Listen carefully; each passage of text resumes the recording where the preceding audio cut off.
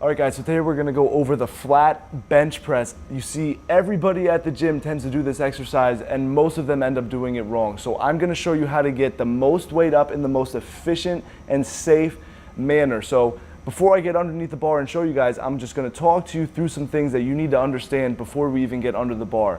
I'm gonna start from the feet and I'm gonna work my way up to the upper body. And again, most people don't even think to start with how your feet should end up being placed on the ground before you get under this bar. So I'm gonna stay away from the powerlifting world and I'm just gonna talk to you guys about lifting safely and efficiently.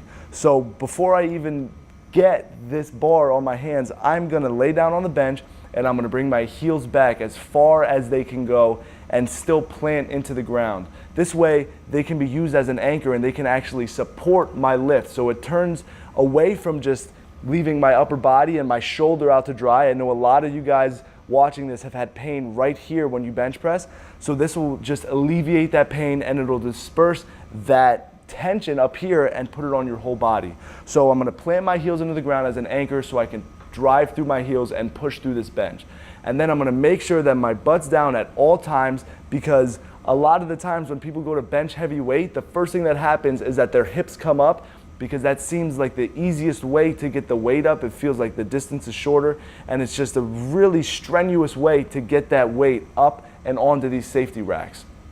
So I want my butt down, I want my heels planted in the ground, and then we're gonna talk about the arch between my lower back, between your lower back and your upper back. So I want to squeeze my shoulder blades. Again, we're talking about the upper body warm-ups that you should have gone through. Squeeze my shoulder blades back and together and dig them into the bench. You should never be flat up here on the bench. Your upper body should never just be flat on the ground. I should be able to fit my arm underneath that arch in your back. What this is gonna do is a couple things. It's gonna, again, take that tension off and disperse it from your shoulders actually into your chest so you can start building the muscle in your chest. What it's also gonna do is it's gonna make your arms shorter. So you can see during the warm-up, and if you remember, we ripped back from here to here.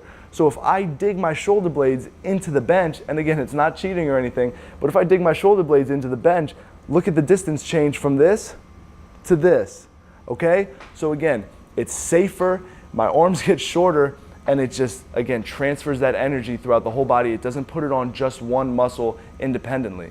And once I do all of these things, I have my feet planted, my butt's down, I have the arch between my butt and my shoulder blades up here, then I can push with my full body. It feels good, it feels efficient. You should see near immediate gains in weight and in reps when you do the lift. So I'm gonna get underneath right now. I'm gonna show you the correct way and then I'm gonna show you the incorrect way, what you're doing, what you see guys at the gym doing.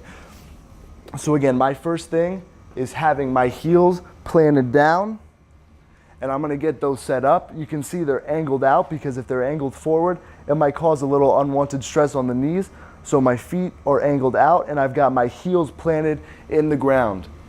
And the next thing, I know my butt's down, so I'm gonna grab the bar. There's a couple different ways, or I could use my head to kind of just get my shoulders underneath me. And you can see me trying to dig my shoulder blades into the ground right now. So what happens right now is I kind of make my body into a spring and I contort it so that when this weight comes on me, it presses off very easily. So right now I'll get underneath the bar. I've got my hands here, and a big thing here, guys, is I want my wrist on top of my elbows when I bench, so the width and the distance between your hands is based off of your arm length, which is different for everybody. So I have my stature right now. I'm setting up my hands on the bar. I'm digging my shoulder blades in, and here I'm just gonna perform this lift, drop it right down, right on the sternum, and you can see how easily this weight moves. My range of motion is even lesser than if I would do it the incorrect way, which is right here, where people get their feet out, they let their feet relax, their low back sinks, and look at how long my arms are now. And now I have to bench press, and now I feel this in that little connecting muscle between my chest and my shoulder, which again, when I push up, I felt all of that in my shoulder. So look at how much longer my arms are. Look how much more inefficient that lift is in general, just from that one rep. And even after that 1 rep, that's the one that got me out of breath because I was using muscles the incorrect way and I was benching completely wrong. So again, remember those, remember that feet placement, remember that arch, digging the shoulders in, and that hand placement. When I went down and I was pressing, my wrist was right on top of my elbow, which is the most powerful motion that you can get in this movement.